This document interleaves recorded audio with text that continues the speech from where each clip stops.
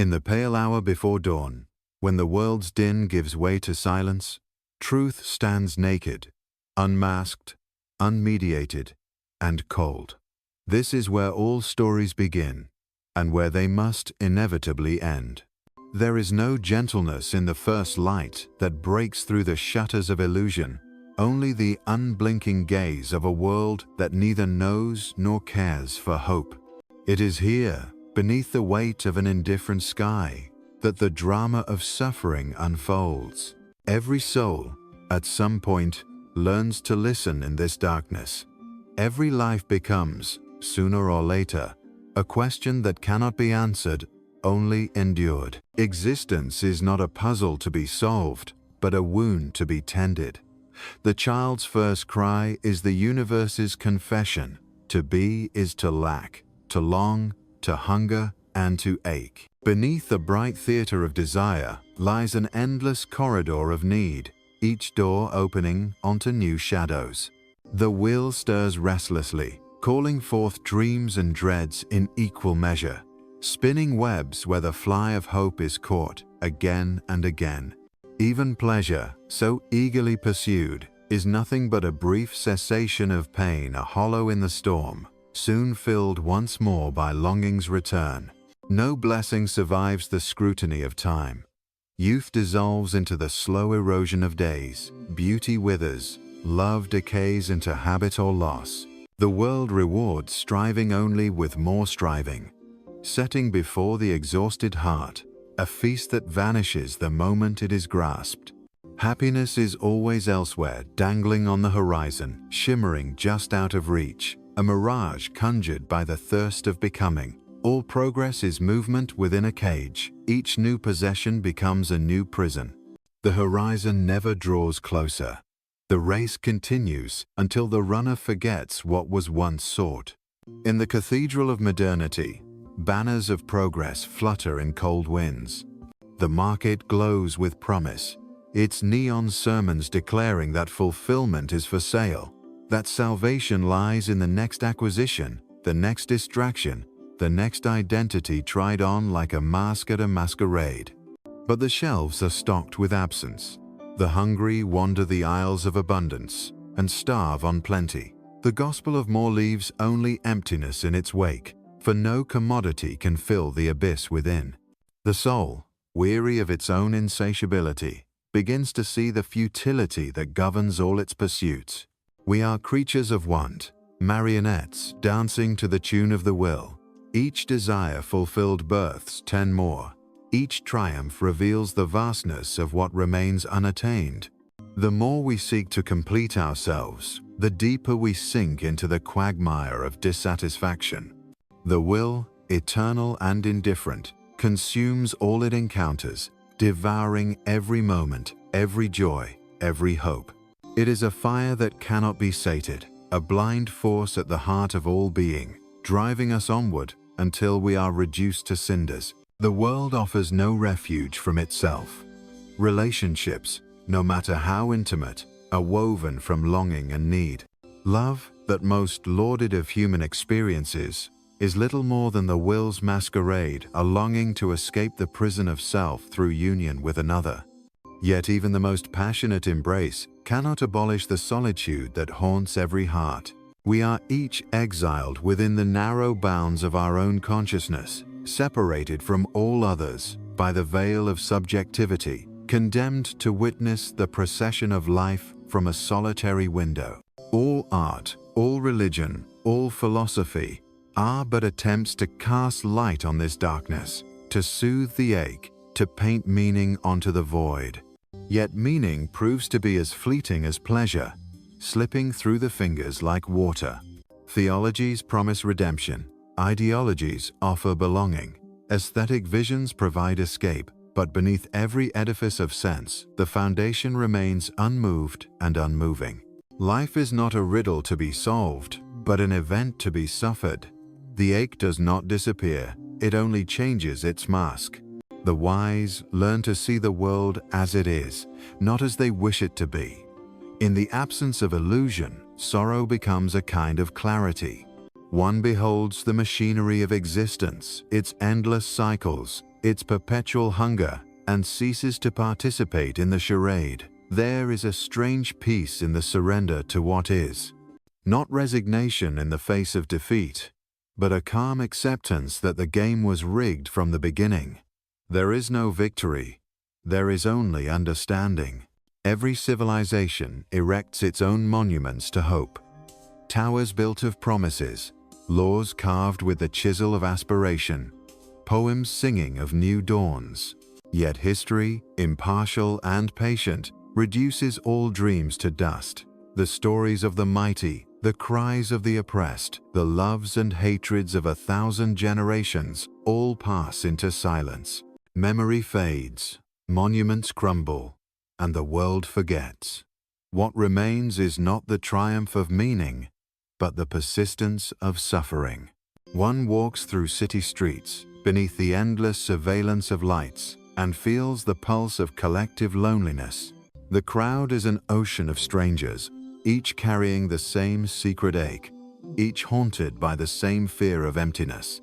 The rituals of busyness, the distractions of technology, the shallow intimacies of social exchange, none succeed in banishing the dread that waits in the quiet moments. In the solitude of night, when the noise recedes, the truth returns. We are alone, and there is no remedy for loneliness but the courage to witness it.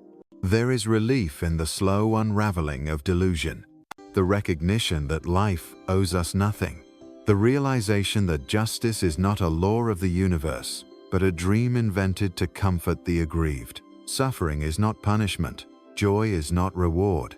Existence is neither fair nor unfair, it simply is, indifferent to our preferences, deaf to our cries.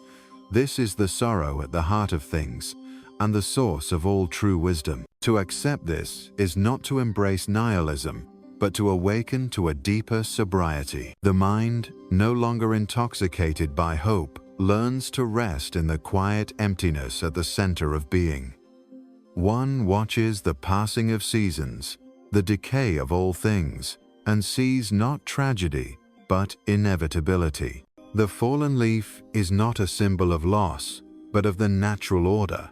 Suffering is not a sign of failure, but a mark of existence. In the clarity of disillusionment, even pain acquires a certain dignity. The will cannot be abolished, but it can be seen. Its compulsions, once mistaken for freedom, are revealed as chains. The pursuit of desire is the pursuit of wind, a chase that ends always in exhaustion. To see the will in action is to know the futility of striving. One begins to live, not in expectation of fulfillment, but in the quiet acceptance of transience. Every joy is fleeting, every sorrow passes. Nothing is possessed, nothing is lost, all is borrowed, all must be returned. The mind is a stage where countless dramas play out. Hopes rise, fears descend, memories flicker like ghosts on the curtain of consciousness. The self, that treasured illusion, is revealed as nothing but a bundle of impressions, a story told by no one to no one.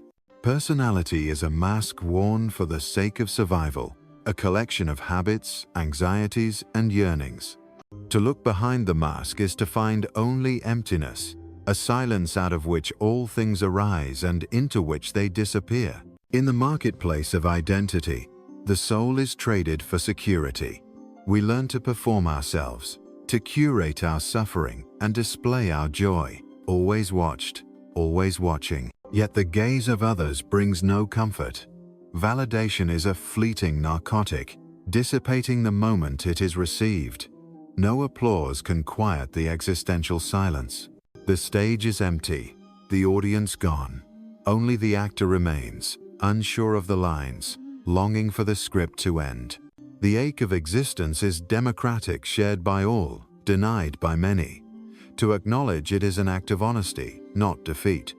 The world would have us believe that suffering is an aberration, a flaw to be corrected, an error in need of remedy.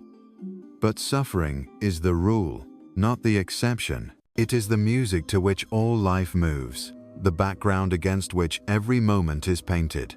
There is no escape, only the possibility of seeing clearly. Despair, when faced without flinching, becomes a mirror.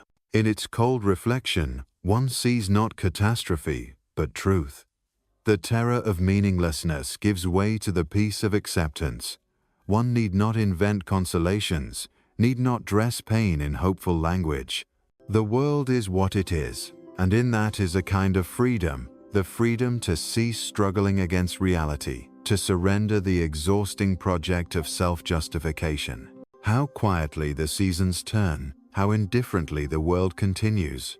The sun rises on war and peace alike, on the tears of the broken and the laughter of the ignorant. The earth pays no heed to human longing. The stars are deaf to our prayers. The machinery of existence grinds on, blind and implacable, unmoved by all that transpires within its circuits. In the vast theater of cosmic indifference, human drama is a flicker in the void, a candle that gutters and is gone. The modern age, with its miracles and conveniences, promises deliverance from suffering. Medicine offers longer life, not more meaningful life. Technology connects and distracts, amplifying the loneliness it pretends to cure. Politics promises justice, only to redistribute disappointment. The gods have fled, leaving behind the echo of prayers that never reach their destination. The sacred is drowned in the secular, meaning is diluted by abundance. Yet the will remains, gnawing, unsatisfied, ever restless. The body, once a source of innocence, becomes a record of time's passage. Each ache, each wrinkle, each tremor in the hands is a reminder nothing is spared. The flesh decays, the senses dull. Memory erodes like a coastline battered by unceasing waves. We watch ourselves disappear, atom by atom, sensation by sensation, memory by memory.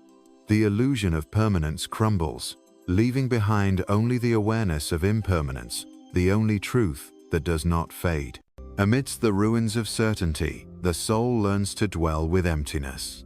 One's hands grow gentle, one's gaze softens. The need to possess, to change, to conquer, gives way to a quiet patience. Suffering, no longer an enemy, becomes a companion unwelcome but familiar. It is the price of being alive, the shadow cast by consciousness. Without it, there is no depth, no gravity, no possibility of wisdom. All things strive to persist, and all things fail.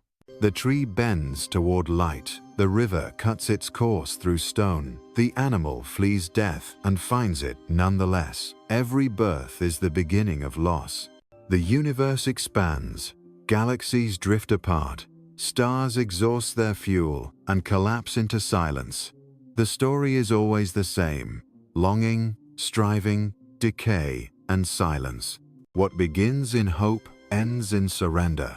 Religion, philosophy, and art are not escapes but testimonies, monuments to the human refusal to accept silence. The psalms of the broken-hearted, the arguments of the skeptical, the paintings of the despairing all are records of the soul's confrontation with the void. They do not save, they do not redeem, they witness.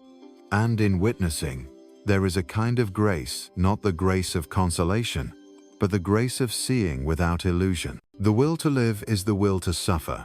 There is no separating the two. Every attachment brings pain. Every expectation sets the stage for disappointment. The more one loves, the more one loses. The more one hopes, the more one fears. The more one accumulates, the more one has to relinquish. There is no security in the world, no firm ground on which to stand. All is change, all is loss. Modernity, with its engines and algorithms, accelerates the cycle of desire.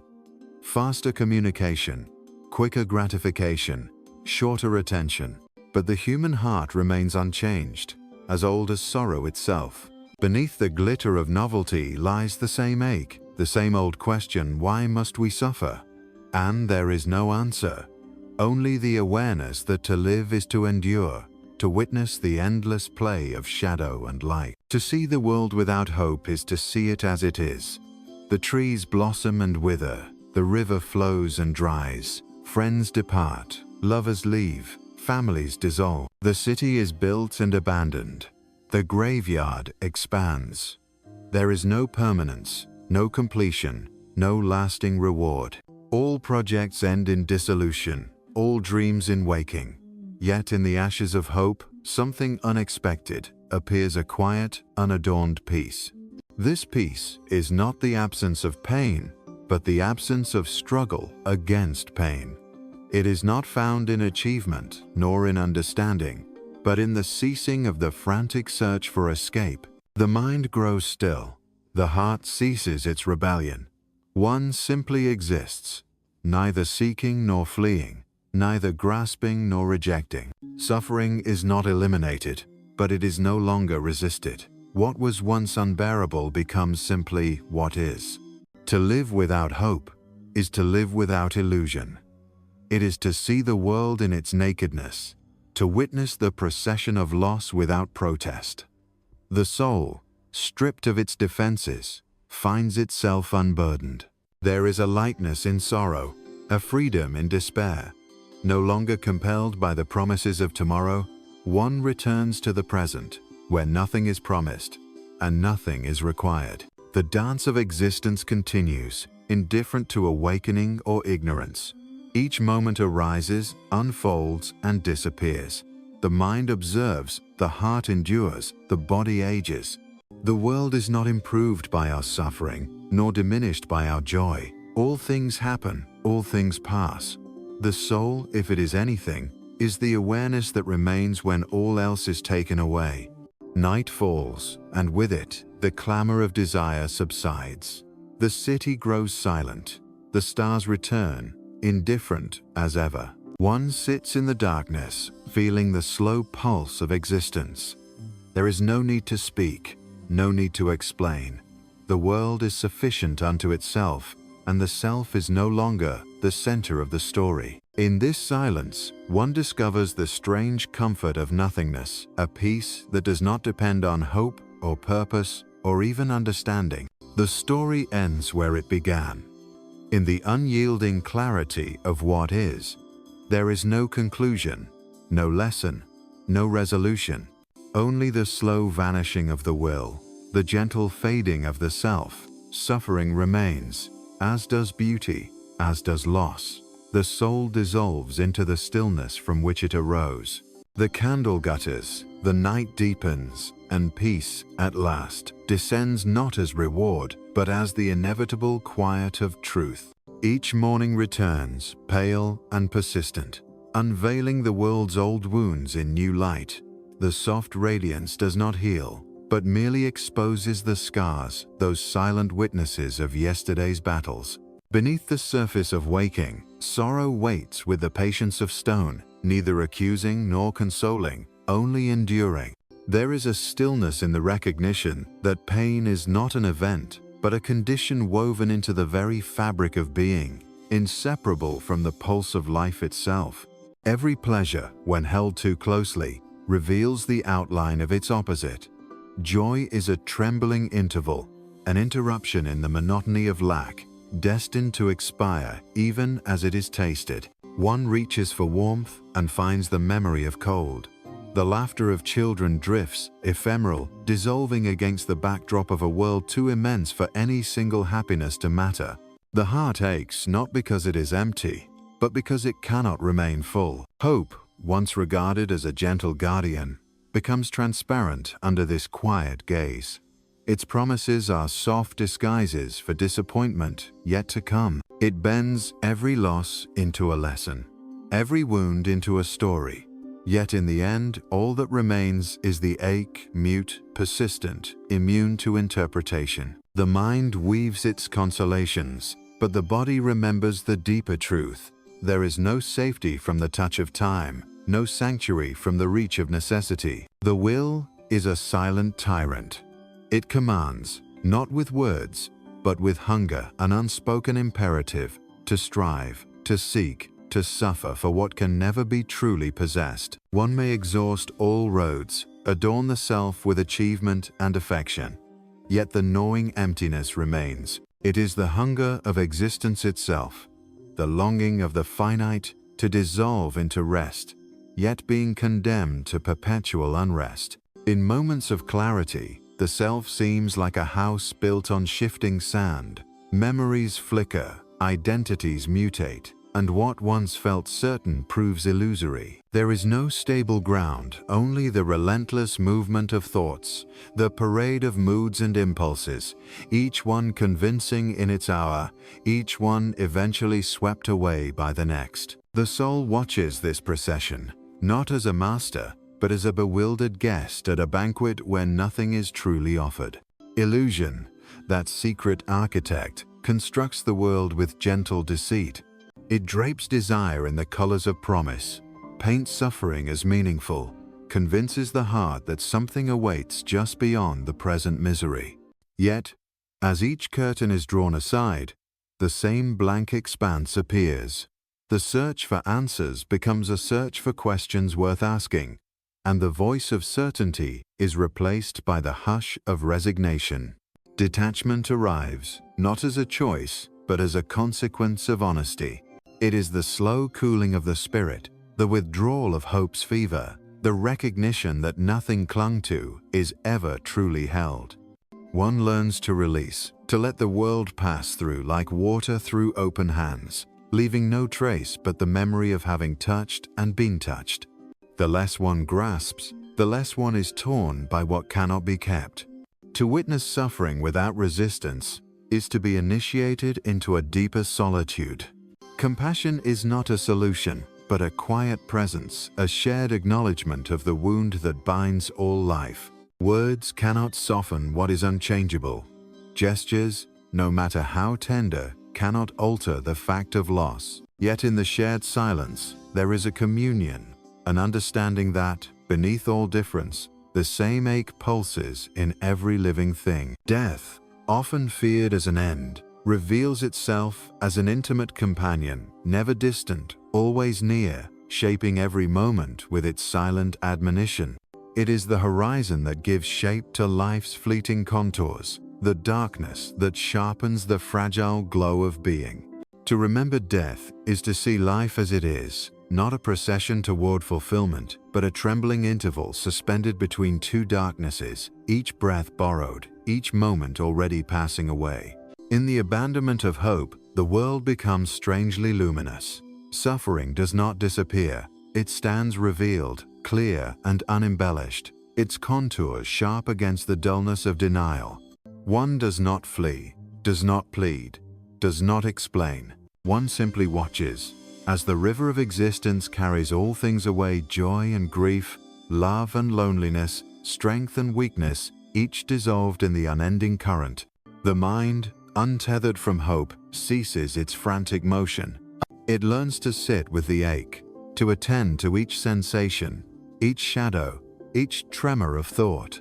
There is a gravity in sorrow that anchors the wandering heart, a clarity in despair that strips away illusion. What remains is not joy, nor even relief, but a stillness beyond longing, a silence that encompasses both presence and absence. In the end, detachment is not withdrawal from life, but acceptance of its passing nature. One becomes the witness, not the actor, the silent observer of the pageant of desire and loss. There is nothing to acquire, nothing to defend, nothing to explain. Existence reveals itself as sufficient, precisely because it cannot be otherwise.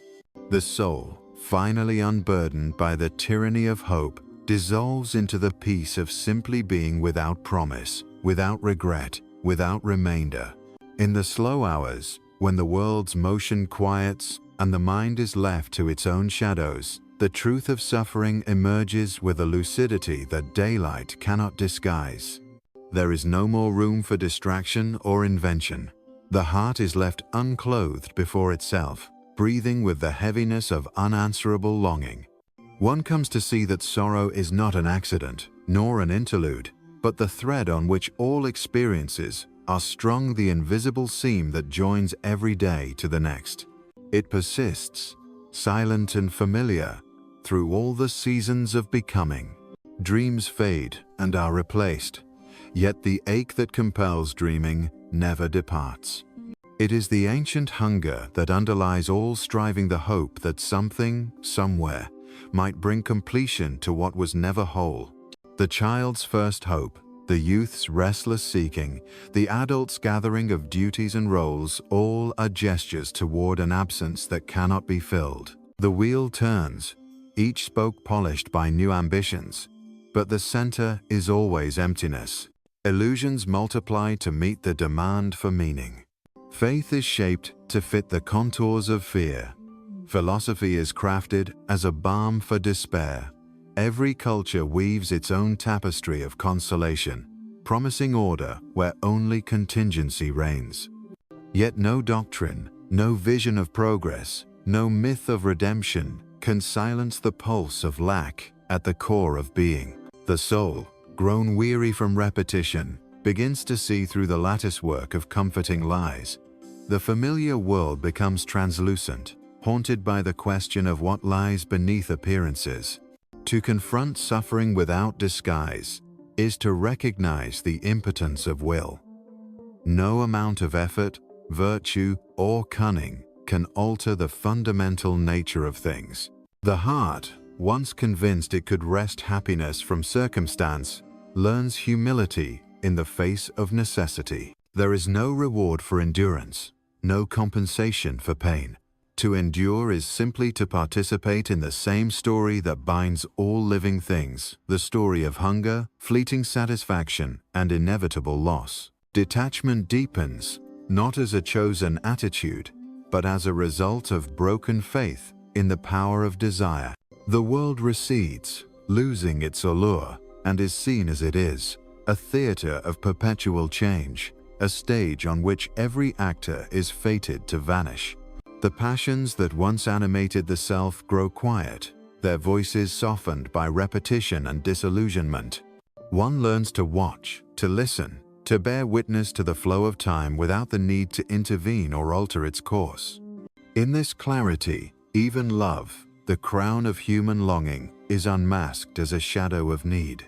It seeks to close the wound of separation, to find in another the missing half of oneself, but it only doubles the exposure to suffering. To love is to risk loss, to tie one's fate to another's impermanence, to build with trembling hands what time will certainly undo. The sweetness of union cannot outlast the certainty of parting. The wise heart loves gently, holding nothing too tightly, mourning each embrace even as it is given. The world, stripped of its disguises, stands before us in its tragic grandeur. There is no malice in its indifference, no purpose in its pain. Rain falls without intent, the sun rises for no one. Flowers bloom and wither unobserved. The drama of history, the triumphs and sorrows of empires and individuals alike, is absorbed into the silence of the earth.